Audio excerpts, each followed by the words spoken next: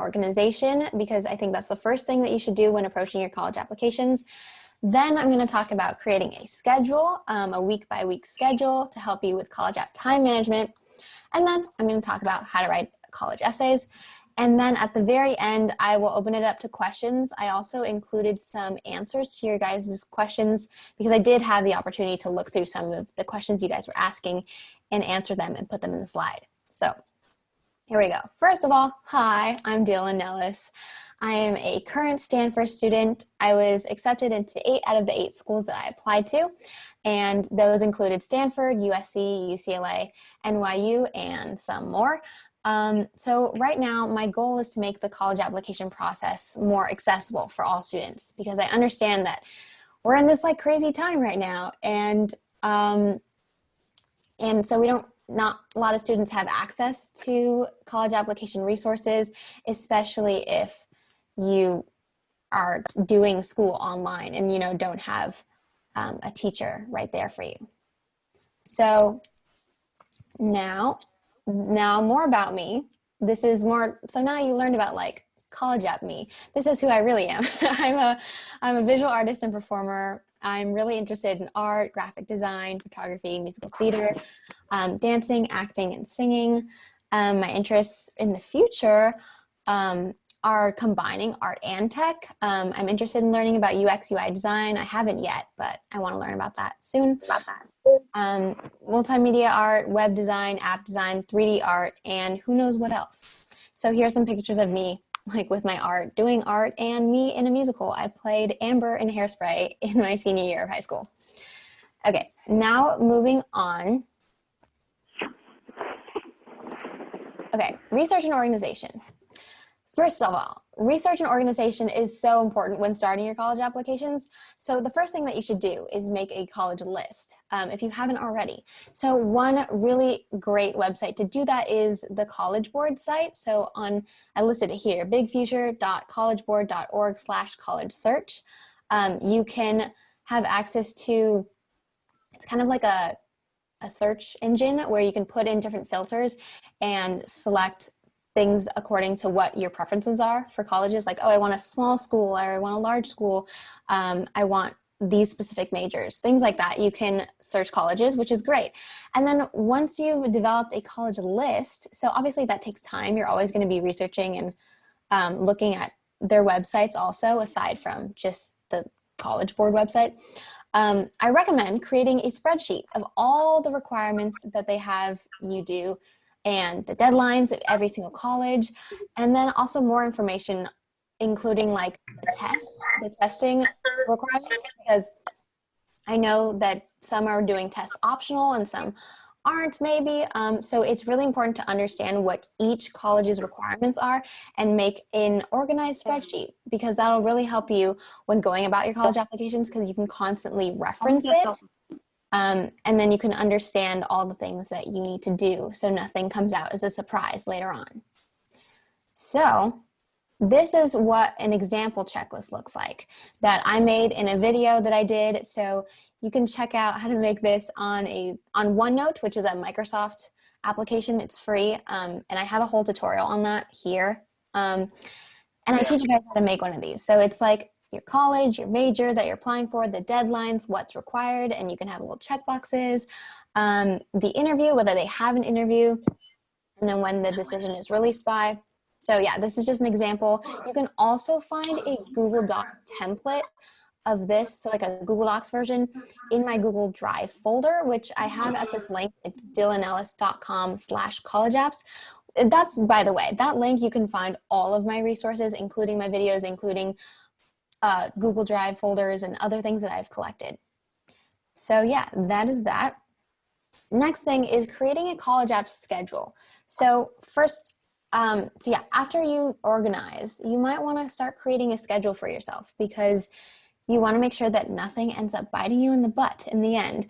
Because time management is so important to prevent future stress when it comes close to your deadline, because college apps is already maybe a stressful process. I mean, it doesn't have to be, but it tends to be a stressful process for a lot of people, including me.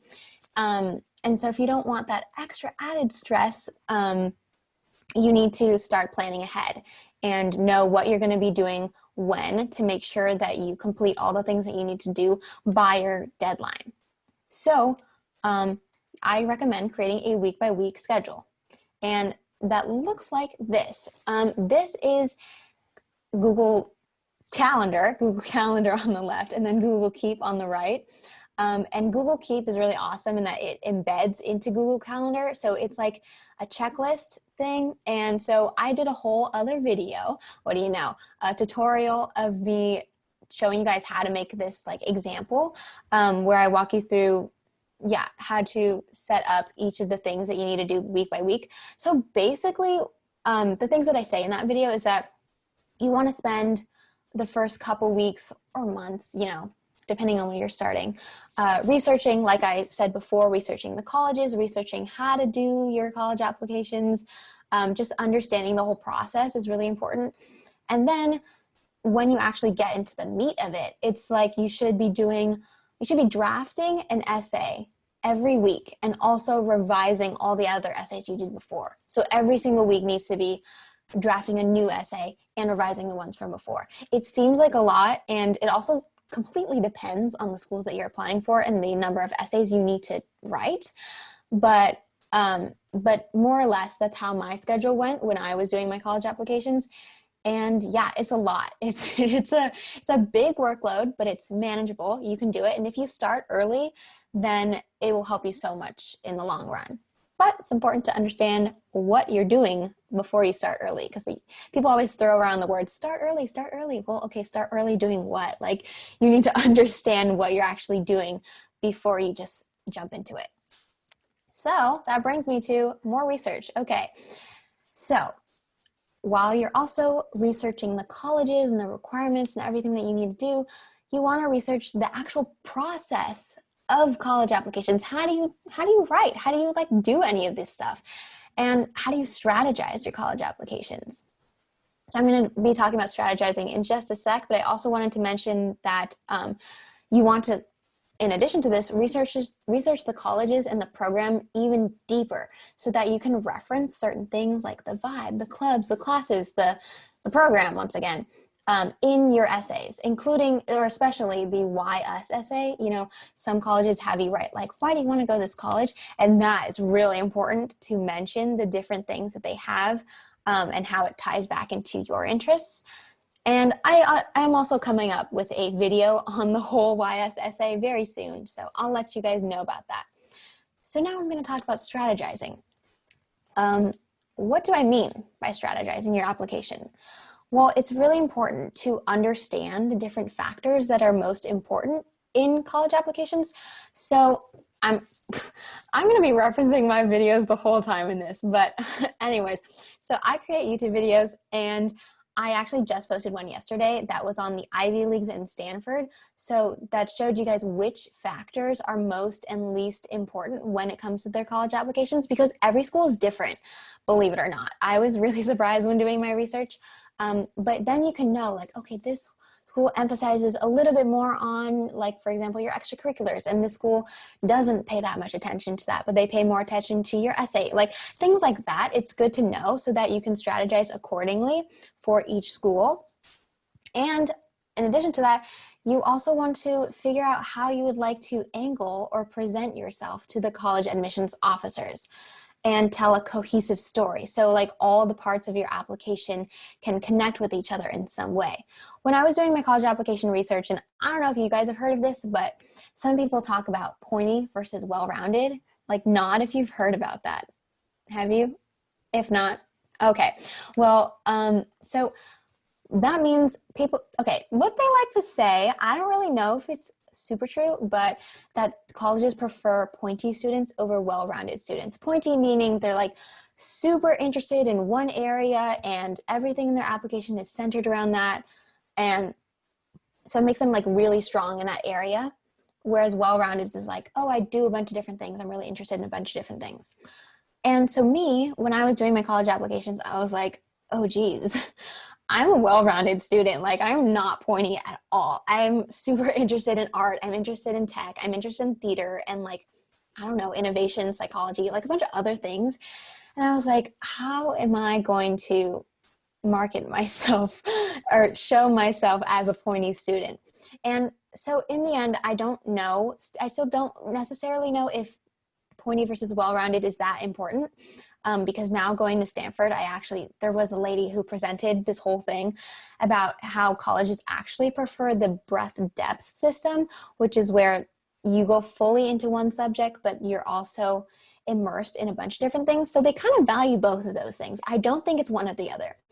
But when I was presenting myself to the colleges, I tried to be as pointy as possible. And the way that I did that was really angling myself on the art and tech aspect of me, because that is what I wanted to study. I wanted to study something that combined art and technology. So everything that related to art, or everything that related to technology, or everything that related to both, I would emphasize a little bit more than I did everything else in my college applications. Now, that doesn't mean that I completely excluded my other stuff. For example, musical theater, like that's something that was really important to me, and I participated in it a lot, and I was a part of a theater club, and I did musical theater, and I performed and like did a bunch of stuff for that. I didn't just completely take that out of my activity section. I just kind of shortened it into one activity. Like I called my whole involvement musical theater rather than this competition, this little thing. So that way I could fill up my other spaces with my other stuff that was more important. And something that I think is important is to, if you can, like fill up all of the different activities, because you get, on the common application, you get 10 that you can fill up. So if you can fill up all of them, then I think that's a good idea to do. If not, that's also okay. So also, the way I strategized my college application in terms of tying it all together was I used my essays as an opportunity to reference different things about me. So I was constantly like throwing in little references, like just popped into my head, like leaving little Easter eggs. I don't know if that makes any sense, but like all over my application. So it all kind of made sense together.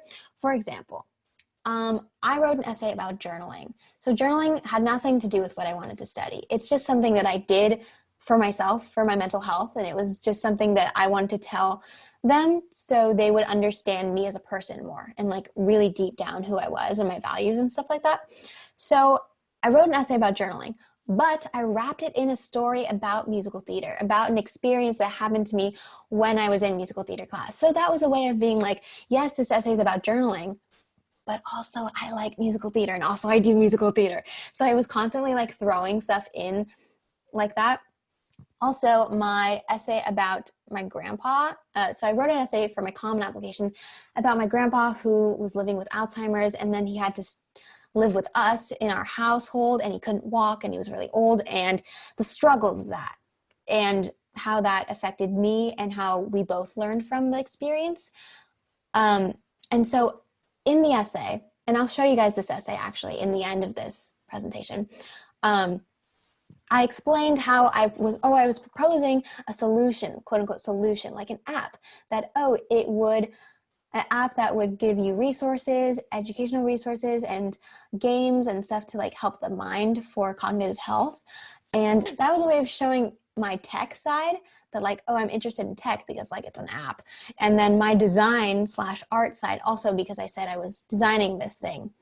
And to tie it in even more, I created an art piece about him, like of him in his wheelchair, and I put it in my art portfolios. So that was a way where I could be like, hint, hint, just putting everything to make it more cohesive, if that makes any sense. I have a whole video on this where I explain this in much more depth, and the link is right there. So now I'm going to be moving on to how do you write college application essays. Before we get into this, I need a sip of water. Okay. First of all, college essays are not like high school academic essays. No one taught me this, and I don't understand why. Like college counselors, like nobody in my high school taught us how to write college essays, and I thought that was so weird, but I guess that's just how it is now. Yeah, it was always like, yeah, write your essays. And I was like, okay, well, how do I write my essays? What? So I did a ton of research online. I also read some books, and I learned that there's a specific structure for creating college essays. I mean, the structure varies, but it's definitely not your typical high school essay. You know, your typical high school essay that's like 5 paragraphs. It's like, oh, intro with my thesis, example 1 paragraph, example 2, example 3, and then concluding paragraph. Yay, summarizing everything I did. No. So your essays are not going to be like that. It's more like a story, like prose that you would read in a book. So reading books is actually a really great way to help you get in this like creative writing flow. So basically, you're telling your deepest story. I know people are asking a lot of time, like, what do I write about? What do I write about? And I'm going to get into a little bit more brainstorming stuff later, but just letting you know, it's your deepest story. You want to tell a story that really conveys your thoughts, your feelings, and especially your values as a person. What do I mean by values? I mean stuff like, for example, understanding, empathy, respect, responsibility, leadership. What else? There was one on the tip of my tongue. Anyways, communication, family, nature, things like that. Like your real personal values, things that make up you. So they care about your character and personal qualities. And once again, I talk about that in one of my videos where I show you the exact factors that they evaluate you on. Character and personal qualities tends to be under the very important or important like rows. It's a whole like chart thing, and those tend to be at the top. So just letting you know, they want to know who you are as a person more than just what you did, all the things that you did, your activities. Okay. What's the difference between the Common App essay and the UC personal insight questions? So there actually is a difference in the way that you should be writing them. So for the Common App, you can be more creative and poetic with your writing. You can be more vulnerable and deep. So do not just restate what's already on your activity section, because they already can see your resume or your activity section, where they can see all the things that you have, that you did, blah, blah, blah. So you don't need to say all that stuff again, because they don't care. They don't really care. They want to know who you are as a person, and that's where your essay comes into play. The UCPIQs are a little bit different in that they actually do kind of want you to focus on an activity. It can be a glorified resume, and they prefer variety. So there's 4 different essays that you write for the UCs, and whereas the Common App is just one large one. So you can have variety in those. Show the different sides of you, and it can be more informational rather than poetic. So they want you to be straightforward, like answer the question. Where Common App is more like, I can dive deep into my brain and my soul. I mean, not exactly like that, but you know what I mean. Let's talk about structure. Okay, for the Common App essay, the structure generally, and I mean generally, there's different ways you could structure your essay, but generally it should go the anecdote or inciting incident, then the status quo, like how things are in the situation currently, then raise the stakes. Sounds like a movie, doesn't it? Okay, so raise the stakes, then the turning point. Something's got to shift. We've reached not a climax, well, kind of a climax. So then things need to change. And then the final act. This is where you are making the change, or something's happening, or things are going down. And then finally the outcome, or the new status quo, where you explain what happened at the end and how you learned from the situation, how you grew from it, and you talk about that stuff. For the UCPIQs, it's more straightforward. As you can see, it's what you did, problems you solved, lessons you learned, and values gained. That goes for both of these things, Common App and UCs. You should talk about the values that you gained, and then the impact that you had, and then how you applied what you learned. So you can actually talk about, like, if you went through this experience, for example,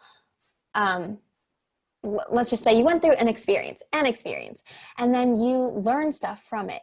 Then at the end, you might want to talk about how you applied what you learned to different aspects in your life. Like, from this experience, I learned how to manage my time. Or, here's a good example. For taking care of my siblings, like, I learned how to manage my time and juggle a bunch of different things at once. And I learned the value of, like, responsibility. Let's just say the value is that. So then you can say, that actually helped me with my schoolwork, and that helped me study, and it helped my academic performance when I was doing this and that, because I learned that skill from doing this, if that makes any sense. So that's something you can do. And yeah, so once again, these are general structures. Also, credit to College Essay Guy. He makes really awesome content, and I read his book when applying to college, and these are structures that came from him. Okay. Now, college essay don'ts. What you should not do. First of all, do not use cliches. What I mean by this is cliche phrases, quotes, or sayings. I don't necessarily mean cliche topics, because I have a whole opinion on topics. I know. Okay, let me just get into this now. I know I put it in the end for the questions, but a lot of you guys asked about like cliche topics and should I stay away from that and stuff like that. My opinion on topics is that I think any essay can be written on anything if it's done well. I don't think that you absolutely have to not write your essay on something because everyone else does it. Because, like, if it really means something to you, then yes, you have a story that you can share, and you can give it your own perspective and your own take. And the way that you handled the situation might be different than someone else. And so I think it's really also in the way you write it is important too, and how like creative you can be with it also. So I don't think that there's like any topics you necessarily have to stay away from. For example, like when I was talking about my Common App essay with my grandpa and Alzheimer's, tons of people have written grandpa, grandma Alzheimer's stories. And I've read some in some books, and I was like, oh dear, am I being cliche? But my essay was unique. My essay was unique compared to the other ones. Like, go ahead and read the other essays. And so you just have an understanding of them and think about how you can give a new take on it. Also, don't use second person. By second person, I mean the word you. So you don't want to be directly talking to the admissions officer, or even if you don't mean to. You know how people usually say like general statements and use the word you when they're talking about it? I would stay away from that and instead use the word I, because this essay is about you. Also, you don't want to use fancy vocabulary. I mean, you can throw words here and there if it actually makes sense and is fully appropriate for the sentence or the paragraph or whatever, but this is not where you want to be flooding your essay with superfluous words to sound smarter. I know some people try that a lot. Even in college, I was surprised at Stanford. Some of these kids, they were like flooding their essay with all these words, and I'm like, oh boy, stop. Because it has to like make sense and go with the rest of the essay. Otherwise, it just sticks out like a sore thumb, and it literally looks like you are trying really hard to sound smart. And you don't want to do that. You don't want to come across as that. So don't worry about the fancy vocab. All right.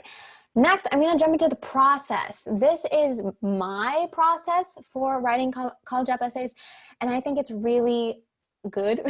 I think it's really important to follow this process. And this process really emphasizes structure and time management. This process will make sure that you don't waste your time. So let's get into it. Brainstorm. Brainstorm, of course, is the first thing that you should do before approaching your essays. So there are different ways of brainstorming, but more generally, you should jot down some things. Just get a notebook out. Start writing some stuff. What are some impactful stories in your life? What are some objects or people or situations that represent your fundamental qualities? Like my journal, for example, that's one of them. That showed a lot about me. The fact that I journal, it tells the college admissions officer that I am self-reflective. I like really care like about mental health and going deep into my thoughts, and I'm organized. And so all those things, it tells about me just through my journal. So what are some things that tell stuff about you? So yeah, your memories, there are stories, things that happen to you. I just recommend just start a document or whatever and just jot down a ton of different memories and stories that you have from your life. Also, you want to identify your most important values. So I've already talked about values so far, and I have some others listed here that you can look at. It's really important to identify your values because this is what you are essentially going to be conveying through your essay.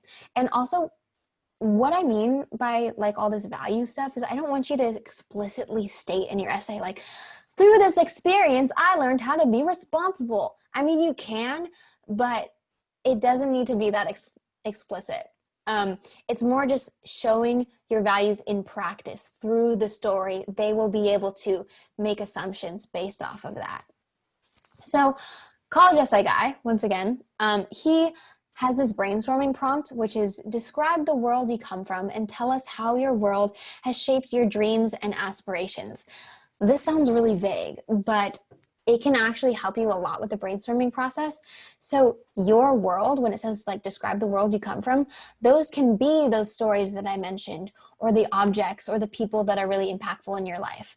And then how it shaped your dreams and aspirations, those are your values. So put those two things together and maybe you can get something going from there. Okay, I need more water. Bullet point structure. That is the next thing you should do. So a lot of people don't do this, but I'm going to tell you guys now. Once you've picked your topic to write about, don't start writing. Do not start writing your essay until you have created a bullet point structure. This structure is so important for your essay, first of all, because you don't want your essay to start somewhere and then end somewhere completely different. A lot of times that can happen if you just start writing, but the whole like cohesiveness that I was talking about earlier, you really want that for your essays. You want the beginning to tie into the end. Maybe it's a metaphor or something that like ties back into the end, or just the anecdote that you started with, it comes back to the story in the end, something like that. So you want the structure to really be nailed down before you start writing. So just simply make bullet points and just write, okay, I'm going to talk about this and I'm going to talk about that. And then I'm going to talk about the values I learned and blah, blah, blah, stuff like that. So this will save you so much time from going back and revising your essay. Trust me, I went through it. Okay, time is precious. Let's move on. Trash write or word vomit. That is the next thing that you should do. Write your entire essay following your bullet point structure. And I don't know really if anyone else talks about this, because I know there's different ways to go about the whole essay writing process. But for me, this is what I think is truly the best way.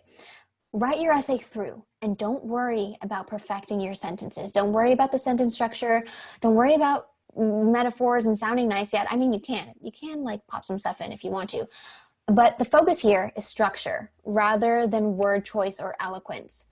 So don't waste your time perfecting each paragraph, because you might later realize that the whole structure is off and you're gonna have to completely redo it. So that is something that I had to keep telling myself as I was going about my essay writing process, because once I wrote a paragraph, I was like, oh, well, I want to keep going. I want to keep perfecting this and perfect it and then move on to the next one and then perfect it and keep going on. But that wastes so much time when you realize that the whole thing is off. So you need to start all over again and wipe that clean. So just write the whole thing through, then adjust the structure, and then you can start making your words sound nice. And that brings me to the first draft. Now that you've got the structure down, actually try to make the words sound nice, like I said. So you can think about poetic devices. You can show, don't tell, and I'll talk about that in a sec. You can also defamiliarize an image by highlighting its qualities or functions without actually naming it. So what do I mean by that? There's different ways that you can describe something, and I recommend really immersing the reader into the story and into the experience. So show, don't tell. What does that mean? Don't say, one day I did this, and then this happened, and then this happened. Take us into the story. I think this will become a lot more clear when I show you my example of my essay. But you want to talk about it as a book would, like the light came through the walls, and then I was standing there I was thinking this, something like that. That's what I mean by show, don't tell. Once again, I'll go into more detail when I show you my example essay. So also, if you describe something, explain its significance. So you said this statement. What does it mean? How does that relate to you? What is the importance of it? Also, you can try to be creative. Like I said, with the metaphors and stuff like that, those are ways that you can be creative, and think about how you can tell the story in a new and interesting way. Of course, include your inner thoughts and your feelings, because that's really important.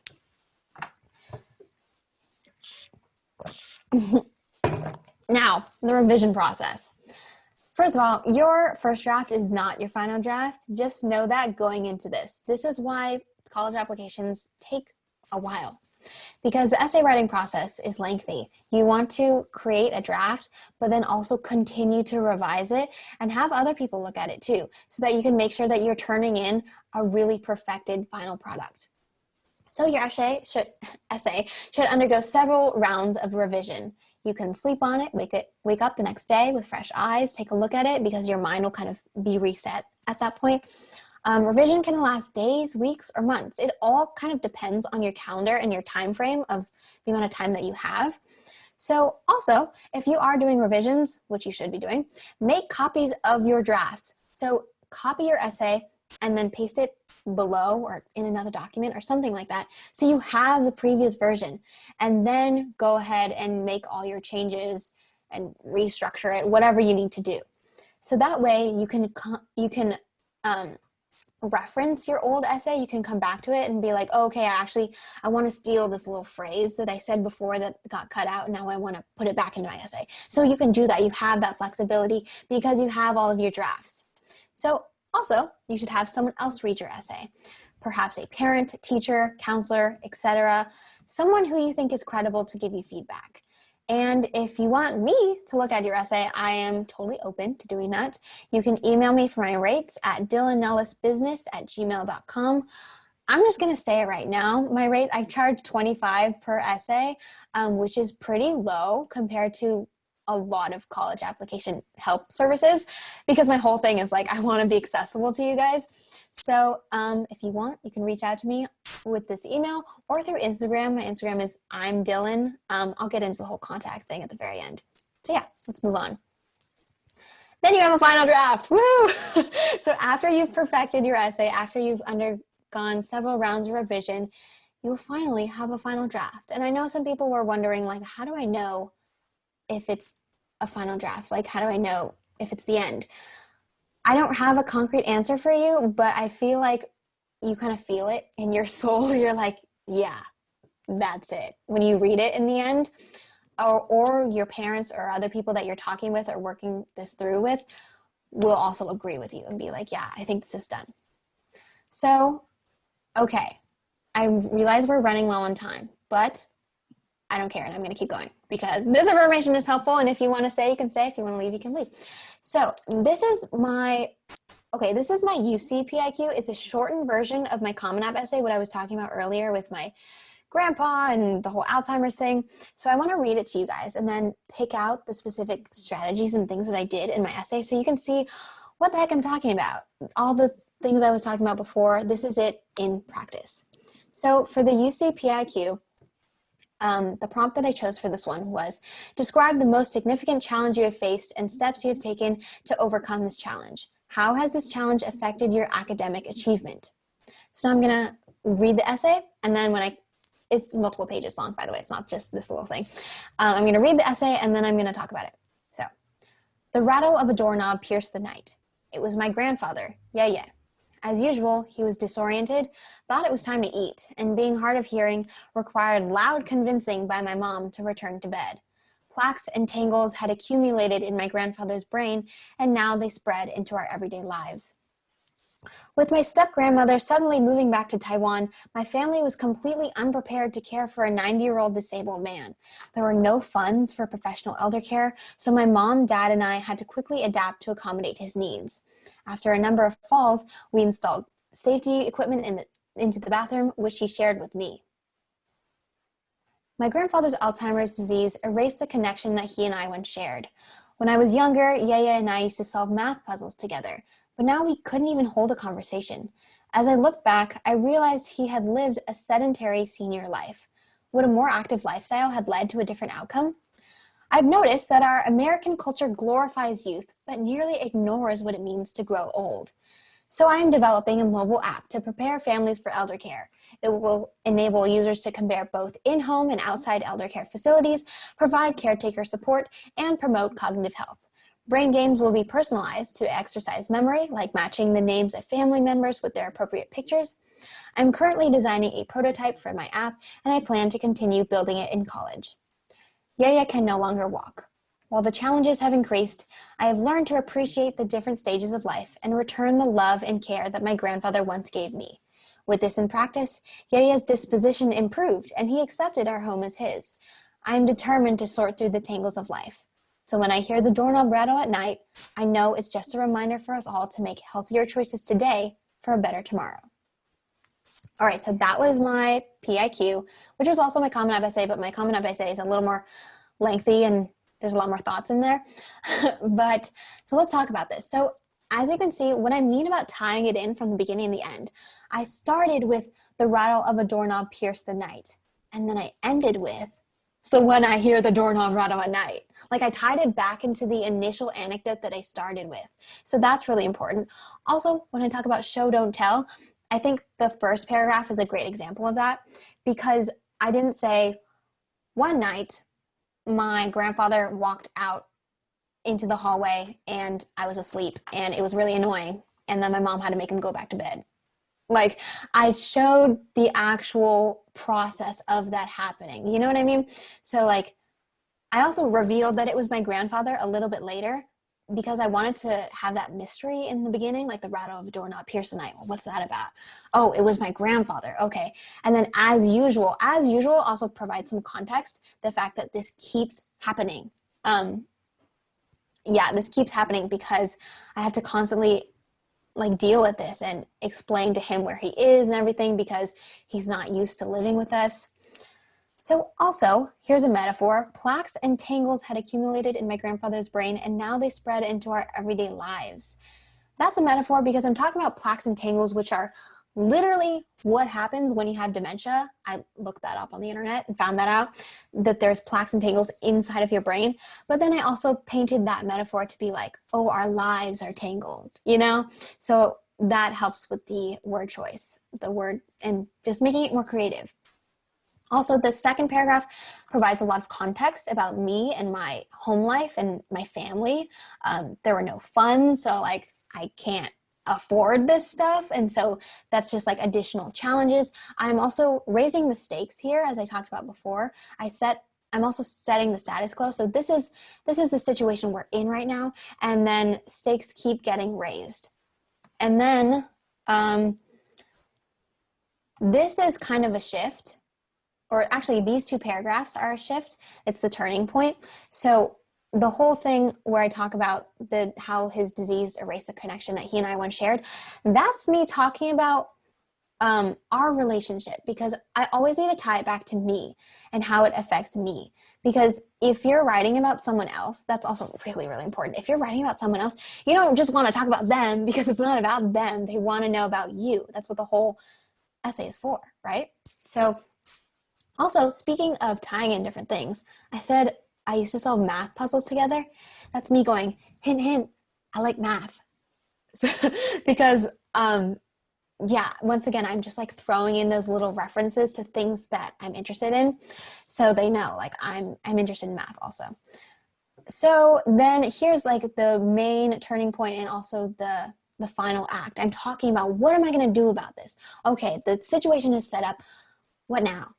What am I going to do? So I'm talking about this app. I'm talking about all the things that it will do. So it's really important to elaborate a lot on the what you're going to do about it part, not the challenges and struggles. Because yes, of course, you can talk about the struggles, but it's more about how you overcame those struggles, what you did about it, and what you learned from it. And that brings me to the last paragraph where I bring it back into the story with like, he can no longer walk. So yes, the challenges have increased, but look at that. His disposition improved. He accepted our home as his. So now there's some acceptance between him and between myself also. I became more determined to help in these kinds of situations. I became more understanding because I was really annoyed, honestly, at the beginning of this whole situation. I didn't want him to be living with us, but I learned to accept it, and I learned patience, and so that's what it's all about. So I hope that cleared some things up and showed you guys what it's like for an essay and what I mean by all this stuff. Now, I have some weird questions. So here's some of the things that you guys asked, and so I'm gonna touch on them, and then you guys can like answer some questions or ask some questions live at the end, or after I'm done with this. So I have 2 slides of these. The first slide is this. So, okay, actually I talked about some of these things. So what topic should we veer away from? What is a good topic to write about? Once again, I don't think that you have to veer away from cliche topics. I think if you are telling it in a unique way that gives your own perspective, then that's great. Do you suggest infusing your essays with a theme, idea, greater concept? For example, perseverance or culture? Absolutely. This is exactly what I mean by the values. Perseverance and culture are values. So also, when should we start writing essays? I hear from a lot of people to start early, but I never know how early. I think as early as you can, as early as possible, but you want to make sure that you know how to write the essays first. And so I kind of briefly just taught you, but I have a lot more information on that too on my YouTube channel. So also, what can you do to make your essay not sound too figurative, but yet descriptive? So this is a tool that I was saying before, like ways to defamiliarize. So defamiliarize the object or situation that you are describing and find new or creative ways to explain it. So for example, when I was introducing my journal in my journal essay I've been talking about, I called it an archive of personal thoughts instead of saying my journal. I did later on clear it up and say what I meant and was like my journal, or talked about the fact that it actually was a journal. But when I first introduced it, I called it an archive of personal thoughts. So you can find new and creative ways to explain things that are normal and ordinary. Also, what is your opinion on an essay written about an idea or hope you had that changed the way you think? Yes, do it. That's exactly what you should be doing. Do all of your essays have to fall under one theme? No. Like I said, I talked about Alzheimer's and my grandpa. I talked about journaling. I wrote an essay about design because I love design. I've written essays on a bunch of different things, and so it definitely does not have to be under one theme. And then also to all of your essay writing questions, I think reading accepted essays is a really good way to understand a lot of the things that I'm talking about.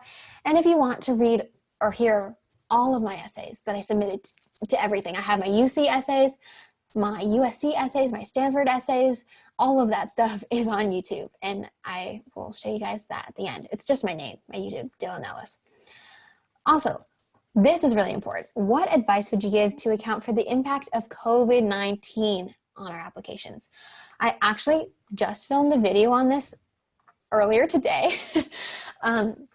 So basically, colleges won't be paying as close attention to your test scores and grades. I feel like maybe you guys know this already because they understand that we're all experiencing the pandemic. A lot of schools are doing test optional, where you can choose to submit your test scores, but also they're looking for ways that you have provided service for others during this time, and they want you to list stuff like your family contributions, like caring for your sick family members or your siblings. So they're really interested in knowing what you did during this pandemic. And it doesn't have to be like, I created a whole new project that helped this and this and thousands of people and whatever. If you did, awesome, that's great. If not, that's fine. They want you to list the little things too. I saw a admissions officer from Tulane said that you can even list all the books that you read during quarantine. Get creative with it. Things that you wouldn't necessarily consider an extracurricular activity before now can be considered an extracurricular activity because, we're in an unusual time, and they want to know the things that you are doing and the way that you're pursuing your passions during this time and learning and whatnot. But also, if that's not something that you can do and you're busy taking care of other things like caring for your family, then that's totally fine as well. And they want to hear about that. So also, more than ever, your values as a person mean more than all the things that you do, because they know that you aren't you probably might not have a summer internship if you were planning on doing one before, or maybe it's remote or whatever, but a lot of opportunities got canceled. So now it's less attention on the things that you do and your resume and stuff, and more about who you are as a person. So once again, video on that coming soon. What do top tier schools really want to see in students? They all differ, but once again, that's the video that I was talking about that I just posted yesterday. Also, what distinguishes a sob story from a college essay that truly highlights one's overcoming a hardship? So like I said before, you really want to focus on the change and the growth more than the actual problem and the challenges. So instead of just stating all your struggles, emphasize on how this influenced you as a person and what you learned from it. Ultimately, once again, they're trying to understand you and your values. Is it okay to do a bunch of different activities that don't relate to the major you want to do? Yes. I had a lot of theater activities, as I mentioned earlier, and I applied for like art and tech kind of majors. And yeah, once again, a lot of the answers to your questions can be answered on my YouTube channel. And then I did talk about this already. What do you think was the biggest spike that got me accepted into the schools? I think it was the whole Common App essay thing that I talked about. The fact that I used the grandfather story to present like a hardship and then proposed an app as like a quote unquote solution and then connected that into my passions. So I think that was my biggest spike in my application. And now I can take your questions. Thank you guys so much. This is all my free resources, dylanellis.com/collegeapps. I highly recommend checking that out. I will be posting new videos on my YouTube all the time. So you can follow me on YouTube. Just search Dylan Ellis. You can email me. You can contact me on Instagram. I respond to pretty much all my Instagram DMs. So I'm open. You guys can contact me whenever you want. So we can do a Q&A thing. I'm wondering, should I close this screen share? What do you think? Chloe, if Chloe is still here? Yeah, you can just leave it on. It's fine. Oh, okay. So I guess if you want to ask a question, you can unmute yourself. Hi, I have a question. You talk about a portfolio of an art portfolio, and also you talk about your musical theater experiences. I want to know if you added that kind of theater experiences to your portfolio, or it was just the paints that I don't know how to say it in English, but like drawing, yeah. art. Mm-hmm. Did I talk about theater? Yes, in your portfolio. No, I did. Well, yeah, no, I don't think I did. My art portfolio was mainly like drawing and painting and stuff like that. So there wasn't like theater related things in my art portfolio, but that's only because I was submitting a fine arts portfolio most of the time to schools. But if I wanted to pursue theater, I could have done an audition tape or something like that. Oh, thank you. Yeah. Also, if you guys want, you can, if you don't want to like speak, you can type it in the chat. Oh wait, can I see the chat? I might have to close this to see the chat. Or Chloe, if people type it in the chat, if you want to read it to me, maybe. I don't know. I have a question. Yeah. So how do you build a narrative? Because I heard that some colleges want to like have like all your essays kind of be cohesive and have like some sort of theme around it. So how would you build that? Yeah, that's tricky. I mean, I think it kind of goes back to what I was saying about strategizing and how I did that sort of. So if you want to choose the things that are most important to you, what you really want to get across to the college admissions officers. That's something I did. I wrote down, okay, I really want them to know that I do art and tech. I also really want them to know that I do musical theater. I also really want them to know that like I think about things a lot and I'm really self-reflective, which had to do with the journal stuff. So I figured out different ways to tell that story in my essays, but I didn't make them all about the same thing. But I think just as long as you can still make it cohesive, like I was saying, by referencing different things throughout your essay, and maybe the values are cohesive. They don't have to be. Each essay can represent different values if you want, and that's totally fine, and I think you should do that. So yeah, it's a little complicated to answer, but I think understanding at least what I said about like how I did it, maybe that would help. I had a question. Yeah. What should you do if your Common App essay doesn't like relate to like the spike or the passion? Because I know like with you, it was a lot with art and tech, and like for my Common App essay, the passion or spike I wanted to focus on isn't really mentioned in that particular essay. I think that's fine. It doesn't, yeah, it doesn't have to be in your Common App essay. It doesn't have to be the main thing. One time well, actually, I don't know if this related to their passion, but one time I read this like crazy essay about someone, it was a story about someone trying to fall asleep, and then they had to like turn on the fan for white noise. And like their essay was about that, but then they like tied it into music because the white noise did all this stuff in their brain. I don't know. But I think, yeah, there are you can totally talk about other things and other impactful stories that don't relate to your passions. And that's totally fine. Okay, thank you. Yeah. I had a question. So specifically for Stanford, do you have any like Stanford related essay tips? Like, those 50-word prompts? Those are just like, any tips on those? Wait, which 50 word? Oh, you mean the little ones? Yeah, the like little the ones. tiny little questions? I don't think I have necessarily specific tips on the little questions.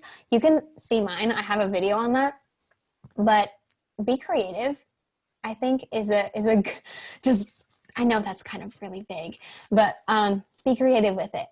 Think about new ways that you can say things that other people won't say things. Oh, here's a fun example of me being like really, really, really specific. Is Stanford asks, like, what's one thing that you're excited about learning at Stanford, or something you're excited about at Stanford? Yeah. And I talked about, I don't remember the exact thing that I wrote. If you want to see it, you can in my videos. But I got really specific, and I mentioned how when I went to Stanford's campus, because I did go on a tour, when I went to their campus, I went into their design school, and I went up to like the second floor, and I saw one very specific pink sticky note that said, it said like, get something along the lines of like, get awesome shit done, or do awesome shit, or make awesome, something like that, was on the sticky note. And I talked about that in my response, and I said like, by the time I graduated, like, I want to have completed what it said on the note, or something like that. Once again, I don't completely remember, but that was a way of me getting like really specific. And I know no one else was going to talk about that one pink sticky note. But obviously, if you didn't visit the campus, like, don't worry about that. There are other ways that you can be creative and be specific also. Yeah. Also, wait, does anyone have any other questions about the Stanford essays? Because I could briefly talk about that, the main 3 essays. You know what? Let me just do it. So they ask you for a intellectual like vitality essay, where they talk about something that you're really passionate about learning or something. I think that's really a chance for you to share your thoughts and your thought process and how you go about things, and really share something that you are passionate about. Also, you can be more technical in that essay in terms of what you write. So for example, I wrote about design for my essay for that one, and I got very technical with like art terms and things, and talked about like Photoshop and stuff like that. Whereas before I was going to talk about math for that essay. I was going to talk about my love for math, but I had someone review my essay, and she was like, you probably shouldn't talk about this, since, I mean, I like math, but I'm not some math wizard who does a bunch of competitions and blah, blah, blah. Like, I just enjoy math. I do well in it. So in terms of standing out, going with the design route was better for me than going the math route, because a lot of other people were probably going to talk about math, since it's Stanford and a lot of people are interested in STEM, like science, technology, engineering, and math. Also, there's a roommate essay, and that's also a chance to show your personality. Definitely, you can add some humor, but you might not want to be too self-centered. That was a note that I got. Like, don't just talk about yourself, but actually express interest in learning about your roommate, even if you have no idea who this roommate is. And then what's the third essay? Oh gosh, I don't remember. If anyone can tell me, if anyone knows, but if not, I don't remember. Or maybe it's just something it's something that's meaningful to you. So I just remembered, something that's meaningful to you, right? That's where I talked about my journal. So I think something that's meaningful to you, that is another chance to share something that you didn't get to share previously in your application. And that's where I talked about me being really self-reflective and stuff like that. Yeah. Any other questions? So one of the big things, every time I looked up YouTube videos on what to write and stuff like that, they always say to like avoid divorce and immigration stories. But those two topics are like big parts of my life. So I'm not sure, I'm not sure how to like put that or how to go with that and stuff like that. I don't know if you know. Yeah, I don't really know, but divorce and immigration, that doesn't sound too bad to me. Like, yeah, they all say that like everyone writes about that, but I don't know. Yeah, I don't think you should worry about it too much. Personally. If you like, once again, like as I was saying, if you can tell it in a new way, in a compelling way that you think like applies to you and only applies to you and not like every other student, then I think it's fine. Okay, perfect. Thank you. Yeah. On the subject of essay prompts, I noticed that for your grandfather's essay, two things actually. Number one, the second part of the prompt about like how it impacted your academic learning. Oh yeah. Do you have to answer that second part of the prompt, or did that somehow like get integrated and I didn't catch it? Let me see. I might not have.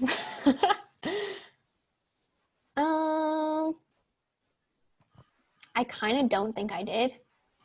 I mean, if we want to get real specific, maybe the fact that I said I plan to continue building it in college, but I don't know if that's like actually. I would recommend you try to answer all the parts of the question. I guess I didn't necessarily specifically touch on that too much, but I don't think it mattered. I mean, I got into UCLA. Yeah.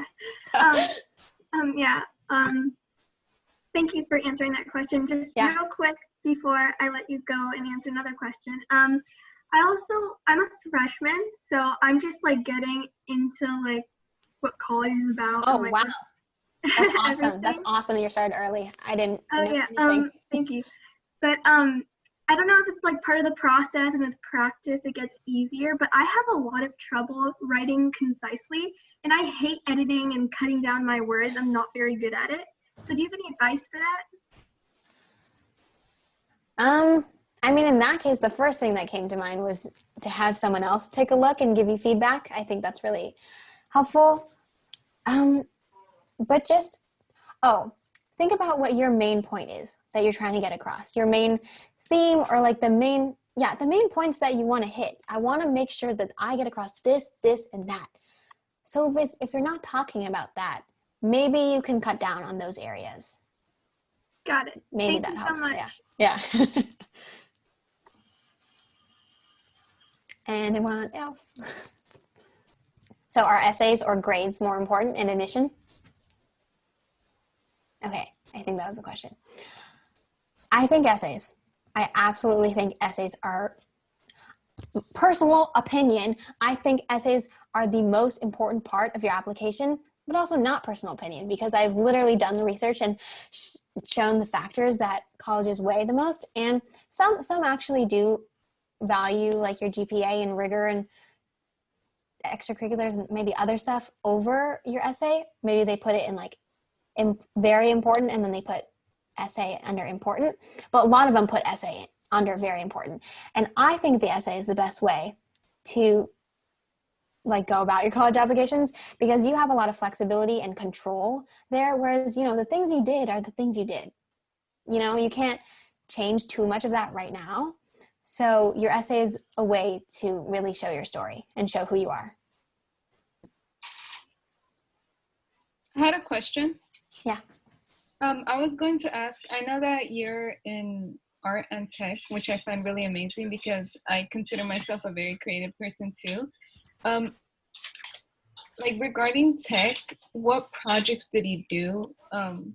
Like did the projects you did, if you did any, did they influence your college acceptance? Yeah, so absolutely. I did Girls Who Code. I don't know if you guys know about that. Girls Who Code is an amazing program. I did their free 7-week summer immersion program. I mean, I know that they're program's a little bit different this year, but Girls Who Code is a wonderful, wonderful organization to get involved with and to learn code from. So I did that program, and through that, they have you create a project at the end of the camp program thing. And I made an app with the team, my first ever. I had no idea how to do this, but I figured it out with the team. And so I talked about that in my extracurriculars and in Stanford's essay, Stanford's little specific thing when they're like, expand on extracurricular. That is the one I talked about. I talked about Girls Who Code because that was really important. And when I viewed my admissions file for Stanford, so I actually got to see like what the admissions officers wrote down when they were evaluating me. And almost all of them wrote down Girls Who Code, just like made note of it. So I thought that that was crazy, really important to note that that actually helped a lot. I didn't do too much else. I mean, I was a part of WAVE, which is a Built by Girls program, if you guys have heard of it. Awesome program. Highly recommend it if you're interested in tech. It's Built by Girls WAVE. So you can search that online. They pair you up with mentors who are in the field that you're interested in, and then you can just like talk with them and learn things about their careers. That's something I did. But aside from that, I didn't do too much techie stuff. Like I wouldn't really consider myself super like into the computer science realm until I'm like now taking classes in college. All right, thank you so much for that, because I think that a lot of the times, like when they require you to build like projects, it can be intimidating if like you don't have so much experience, but you can definitely incorporate creativity into tech. And I think you do that like very in a good way. Of course. Thank you. Yeah, thanks. Yeah, and you don't have to do any crazy projects or anything. Yeah, sorry. Yeah, I had a question. How early do you suggest we get started on college essays? As early as possible. If you can do it now, do it. But once again, I don't think you should just jump into it blindly. I think you should maybe read a book or watch my videos because I talk about this stuff a lot. So you like really understand how you should be writing it first. Just the reason I say that is because I don't want you to like write the whole thing and then go, oh, that's not how I'm supposed to write it. Oops, I gotta rewrite the whole thing and waste a bunch of time. So yeah, but if you can start now and if you can do all that stuff now, totally go for it. Okay, thank you. Yeah. I have a question. Mm-hmm. So I know that the Common App essay is a huge task, but then you also have a lot of supplements which do add up and they're really, really important. But I also know that the Common App can take a lot of time developing. What do you think regarding timeline? Like if you create a good working draft, you know it's not there yet, do you start incorporating writing the supplements into your timeline, or do you want to get the Common App pretty much good before you start the supplements? I think whatever works for you. If you have a first draft for your Common App and you're like, okay, well, I don't really know what to do about this. I kind of just want to like leave it for a sec and come back to it later. Then I say go for it, because then you can, spend time on the supplements or whatever. And then when you come back to your Common App, you will probably have a different perspective on it, and you will have like forgotten some things, so it'll be new to you, and then you'll be able to more easily identify problems in your essay and things that you need to fix. So if you want to like take a break and come back to it, I say go for it, and it's totally fine to do that. You don't need to like perfect an essay, then move on to the next, then move on to the next. You can be simultaneously working on several. Got it. Thanks. Mm-hmm. I read somewhere online that it's better to talk about like a short moment, so like a 2-minute moment, rather than like using multiple moments throughout your essay. And I was wondering like what you think is more effective. Did you say 2-minute moment? Yeah, somewhere online it was like write your essay to about a 2-minute moment. And I was like, that's kind of difficult. Okay. I mean, okay, I think you can do that, but I don't think it's necessary. I think 1 moment though over multiple is a good idea. I do believe that, because unless it's like super tied in and it relates like a lot and it's a whole like thematically tied in thing where you're talking about different things, then okay. And there's a way to do that. I'll probably learn some more and then make a video about it. But personally, I think one story throughout an essay is the way to go. Okay, thank you. Yeah.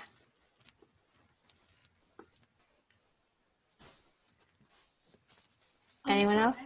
Oh yeah, go ahead. I have a question. I was wondering, so how important do you believe are the SATs in your application, and like over how important were the SATs in your application, or like standardized testing in general, and also like how important do you believe that they are in college applications in general? And also, like, how early did you start your college application process, and how early do you recommend that we start? Because I'm an incoming junior and I'm not sure if I should start or if I should wait till the summer of senior year. Okay. Yeah. So first of all, SATs, I don't think that they're really important right now, especially. Like before, yeah, they were important. And that's always something that I worried about too with my application. I was like, oh my God, like my SAT isn't super high compared to what a lot of people at Stanford have. But I studied a lot and then I got a better score, so that's good.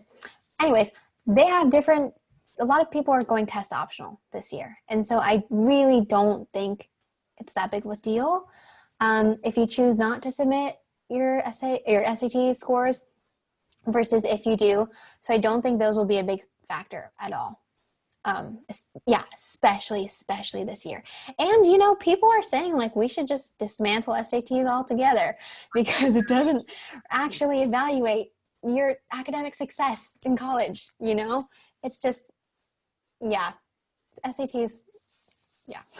So people are actually thinking about, colleges are actually thinking about not doing the SAT, not requiring the SATs at all, like period anymore. Some are like, okay, after this year, we're going back to doing SAT requirements. But yeah, short answer, I don't think it matters that much. In terms of timeline, I think that was the next question, right? When you should start doing everything. I started thinking about everything in the summer before my senior year.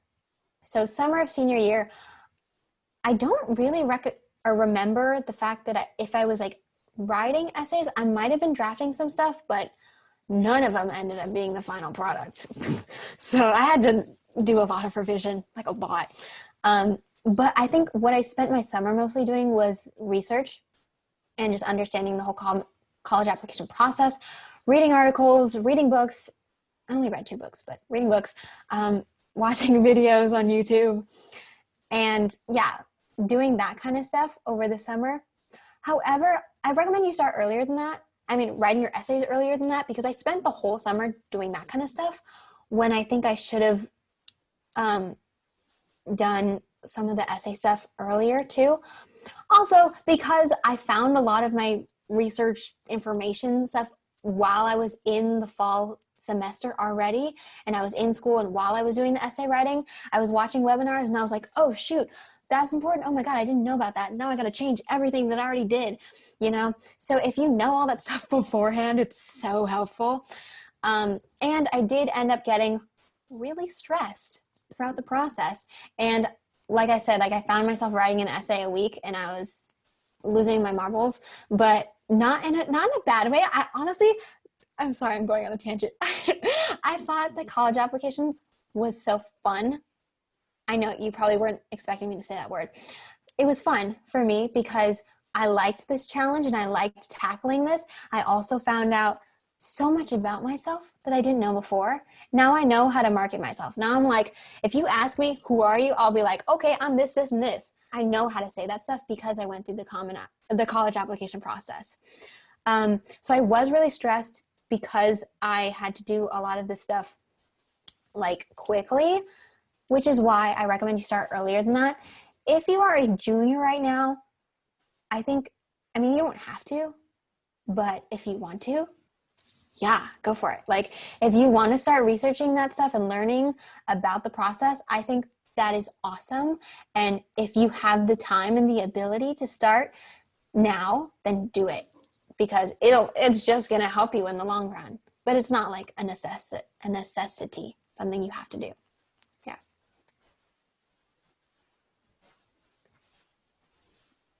Hi, okay, so I have a question regarding letters of recommendation. So I know some schools like require them, like NYU and stuff, but my question is like, do they play a big role? Because to be honest, I'm a rising senior, so I'm gonna be heading into my senior year, but I didn't really have time to build super good relationships with my teacher. Like it's good, but it's kind of like surface level stuff. Mm-hmm. And since junior year kind of got cut early for us due to the pandemic, it was really hard to get involved in stuff because it was obviously online. So I was thinking of like making up for it during first semester of senior year, but everything moved to online too. So it's kind of like, Yeah. what do I do about it? So do they like play a big role or? Yeah, I mean, it all depends. Let me actually, sometimes it does, sometimes it doesn't. I'm going to show you something because I just realized that this would be really helpful for you guys. So I know I've been talking about, the factors and blah, blah, blah for colleges and how they all do it differently. I'm just going to show you guys right now. Yeah. Okay, here's a massive chart. I'm making videos about this. I have videos like coming up for each of these things. So here you can see, this is like Ivies in Stanford, and then some privates, more privates, UCs. Recommendations vary. So let's say for some like privates, recommendations tend to be up there. Not as much for Northwestern, not as much for Carnegie Mellon, but like yes, Tufts. So see how like it's all structured differently for different colleges and what they deem most important. However, I'm pretty sure, obviously, they're going to be a lot more understanding this year.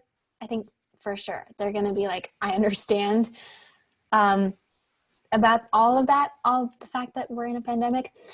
But I think you should definitely have recommendations, definitely have them, just in case.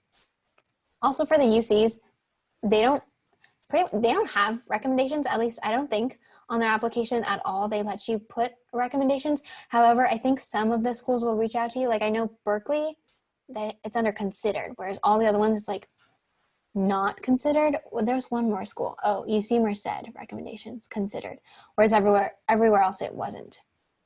So this is really interesting to note. Oh yeah, here's Cal State's also. Recommendations, yeah, I don't think they do recommendations. I don't completely remember. But yeah, there you go. Hoping that cleared some stuff up. How much time would you recommend to like give my teachers when I reach out to them? Because like, how much time should I give them? Because I don't think I'm gonna ask now. Because I feel like I should go into senior year kind of form.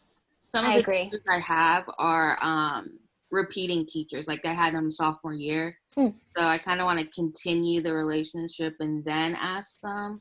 So would like October, November be too late if the deadline is like January for the application? I don't think that's that bad. If the deadline's January, yeah, I think a couple months is good. October, maybe. And people always say, like, well, this is what like seniors told me when I was a junior, that like you want to ask early in the school year because there might be other students who are asking the same teacher, and you want to make sure that you can like snag that spot. I don't know if the teacher's only doing a specific number or they want to choose these specific students. I don't really know. It all depends on the person. But early as possible, yes. And I think it is a good idea to wait until the school year starts to ask them. If you already asked them for like anyone else, then that's fine too. That's fine. But if you want to wait, that is also fine. Just don't do it like a couple weeks before the deadline or like days. That would be horrible. Don't do days. Yeah. Okay, thank you. Yeah. Kind of building off that question. Hi, sorry. Go for it. Like, so if I'm also like a really big in tech. In fact, I have like an Arduino like breadboard thing right here, like next to me. I want to flex a little bit. Like if you have like one, like I have like mostly like STEM teachers as my for my recommendations, but I have like one English teacher that I kind of got along with. Um, would it be like okay if I put like an English teacher's recommendation and like a mostly STEM application? Or would you recommend that I like go with like my tech and my math teacher? I would recommend you go with the tech and the math since that's, how you're centering your whole application. But if a lot of times they allow you to have an optional letter of rec, so you can throw in your English teacher also, and you can have both. So I think, yeah, that's a good idea. Awesome, thank you. Yeah. For my letters of rec, I had my drawing teacher and my math teacher. And then only for Stanford's application, I had an optional letter of rec where I had my TA from Girls Who Code write me a letter of rec. How should you like get your teachers to help you with your essay? Like, when should you give them your essay to revise it? And also, like, do you just share a Google Doc with them if you have multiple teachers reviewing it and just let them do whatever and then revise it? Yeah, I think Google Docs, first of all, yes, we love Google Docs. I use Google Docs, and it's great for revising and adding comments and stuff. Maybe, so after you have like a working first draft, I'd say, or maybe after you've revised it a little bit, make sure you're giving them something with substance, like not just bullet point ideas on the page. Yeah, once you have something like that, you can give it to them and you can tell them when you need it by or when would be nice to have it back by. But obviously give them a couple weeks. Have some like leeway time where you work on other things. Yeah. Okay, thank you so much. Mm-hmm. So right now, I know that a lot of like the fields that are growing are in STEM, but from what I understand, you're like an art and tech major, right? Yeah. Well, I'm majoring in art practice and minoring in this thing called symbolic systems, which is kind of like CS. But then I was also applying to other schools with like joint major programs. Yeah. Wow, that sounds pretty cool. Thanks. Yeah, so what I was wondering is, what do you think about majoring in an arts program? But, okay, what I'm trying to say is, do you think it would make sense to major in an arts program if you, like, for the fields, for the industries that are going to grow in the future, do you think it might be a bit of a risk to be in an arts program, or would you recommend staying in STEM to be safe? Oh my gosh. I don't know if I can answer that question because that's a loaded question and I know a lot of people ask that question. Yeah, I don't know if I can give you an answer. I think if you could do both, that would be awesome. Whatever you're doing, you want to make sure you're actually passionate about it. And it's going to bring you happiness in life. If you are really into tech and like want to keep doing that, then for sure go for it. And you can like minor in art something if you want. But if like art truly is your passion and that's what you want to do with your life, then you can go for that too. Like I don't really know how to answer this question. I think there's probably a lot of online resources and talk about this from maybe like older people and adults and stuff. But that's my answer, my ambivalent answer. Thank you. Yeah. Hi. I have a question about making time especially because I'm an incoming junior and I have all these plans. How do I make time for everything that I need to do without getting super overloaded or stressed? Yeah, so you're going into your junior year? Yes. Yeah, that's hard. Junior year was a stressful one for me, but I had fun with it too. Make a schedule. Schedules and to-do lists, I think, are my go-to. I think it can really help you sort out all the things that you need to do. Yeah, use Google Calendar for sure. Block out everything that you need to do. In high school, I didn't really use Google Calendar. Well, I used Google Calendar, but more for like things that I had per day. Whereas in college, I'm literally blocking out like per hour, per minute, like what I'm doing. So that can help you. I think Google Keep is awesome. I literally just discovered them like a couple weeks ago. But I was using OneNote throughout my whole process. OneNote is really helpful for staying organized. I know we're talking about time management, but I started going into organization because that kind of relates. Yeah, schedule, to-do list, and always write down the things that you need to do. And here's another thing. Know that like everything, you don't need to complete everything at once. You don't have to view everything as this whole like, oh my God, I need to do this, this, this, and this, and this, because that gets overwhelming and that gets really stressful. So what you need to do is just one by one, take things step by step. Start marking off one thing on your checklist at a time, and that will make you feel so much better. If you view everything as like a whole massive monster, then you're gonna get stressed. But if you break it up into things that you can do like week by week, or tackle things by subjects or day by day, or however you want to structure it, then it makes your goals a lot more attainable. Yeah. Okay, thank you so much. Mm-hmm. I love OneNote. Another question. Yeah. Go for it. So I know that there's a lot of talk about scholarships. So when should we get started in scholarships, and like what are our best chances and such? Oh my gosh, yeah. I recently made a whole video on scholarships. I haven't published it yet. I still need to edit it and stuff. But when to do it is a good question. I think kind of throughout senior year, there are also opportunities for juniors too. Just do some Google searches and online searches. But throughout senior year, for sure, there's some scholarships that end in the fall, and there's some scholarships that end in the spring. For big national scholarships, those ones happen in the fall.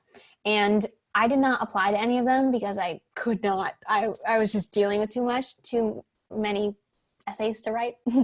And big national scholarships like Questbridge or the Gates Foundation, they have huge applications, which are kind of like a whole other college application because they require you to write their own set of essays and put your own activities and and have like a letter of rec for that too. So it's a lot. But if you want to go for that and you're dedicated to doing that, I highly recommend it. However, those are big national scholarships and it's harder to win those.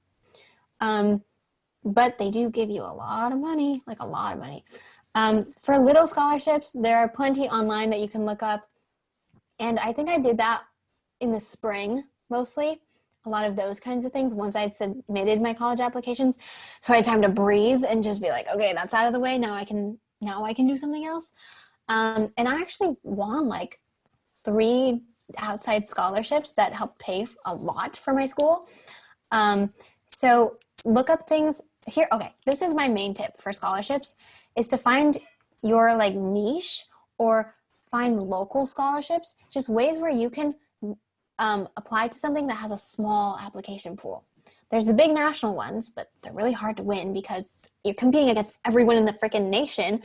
But then there's the ones that are just like in your town or ones that are very specific to things that you want to study. There's like specifically scholarships for girls in STEM. There's specific scholarships for like art scholarships. I submitted some art stuff. I won one for a SAG-AFTRA. If you know, SAG is like an actors union. So my mom is an actress and she's a part of the union. And so because she's my mom and she's part of the union, I was able to apply for their scholarship and I actually ended up winning and I was like, oh my gosh. So that is something too. I submitted to a local scholarship, LA. I live in LA. So it was the Rotary Club for LA and I ended up winning that one. And I was really surprised about that too. So just find local scholarships and things that fit your niche, and that can help you win those and make those actually attainable. Okay, thank you so much. Mm-hmm. I do have a question. What do you advise for incoming seniors with this specific situation? Like, would you consider doing anything different than before with the way this is now, or would you like with your priorities and maybe college decisions, and what would you consider? Like, what would be your advice for that? Are you talking about the actual application process, or like whether you should go to college, like stuff like that? The application process, like. Oh, okay. Yes. Yeah. I think definitely emphasizing the things you have been doing during the quarantine is a good idea. If you have been like doing stuff, if you've been doing like public service or like helping out in any way that you can, even if it's family contributions, you want to share that stuff because that's what they're really paying attention to. They want to know more about you and who you are as a person and not just all the things that you do because they know that like you couldn't do a bunch of things probably during this time since a lot of events and whatnot programs were canceled. So yeah, I would emphasize the things that you're doing and be creative with extracurriculars in the way that you list them because like I was saying, you can list like the books that you read. If you need to like fill up your activity section, if you don't already have that stuff, because if you already have activity section stuff, then go for it. Also, when it comes to talking about your Common App essay and whether you should talk about the pandemic, I looked some stuff up on this, and what I found was that it's probably best not to center your Common App essay around COVID, around the pandemic, because think about it. A lot of people are thinking about that right now. That's kind of what everyone is thinking about. And it might be something that a lot of people end up doing. That's not to say you can't talk about it at all, because you definitely can, but you don't want to like focus the whole essay on that. Because the Common Application is actually, if you don't already know, allowing you to submit, or they have a little new box where you can put how you have been impacted by the pandemic and talk about it there. So I highly recommend, first of all, you fill that out and talk about, what's your family situation? What's your financial situation? How have you been impacted by this pandemic? Even like mentally, maybe, I don't know, like they want to know that stuff. I think it's okay to be vulnerable and to be honest and say everything that's been going on in your life, because that'll help them have more understanding when reviewing your application. Okay. Thank you. Yeah. Hi, I have a question. Yeah. So, like, how do I stand out as an applicant if I'm not necessarily the best at, like, something that I'm passionate about? And, like, I know that there's, like, a lot of other people who might be better than me. And going along with that, like, is it based on people, like, around me in my area? Like, how much is that, like, based off of, like, people from my school and stuff like that? So first, it is a little hard to answer that question, but I think showing your passion above else is most important. Like, really convey what this means to you. If it's something you're really passionate about, you want to show them that you really care about it and that you've really immersed yourself in that. So even if you're not the best at it, they know that you are willing to work hard and you are willing to get better at it, and you have that like growth mindset towards it. That makes sense. So you can like convey that. And then in terms of they're evaluating you compared to different people, they compare you to the people in your high school. Yeah, they compare you based off the things that you have accessible to you. So, for example, if your school doesn't have AP classes, you're not going to be compared to someone who has taken like 10 APs, and then they're going to be like placed way better than you just because your school didn't even offer them. Like, they won't do that because they evaluate you based on the things that you have accessible to you. So you are definitely compared to the people in your own high school, and to the people, and for the people who are in your own high school who are also applying to that same college. So yeah, keep that in mind. Thank you so much. And yeah, I just want to say thank you for hosting this workshop. It's been really helpful. Yeah. Oh, I'm so glad. This is my first workshop I've ever hosted. I was so nervous. But seems to be going well.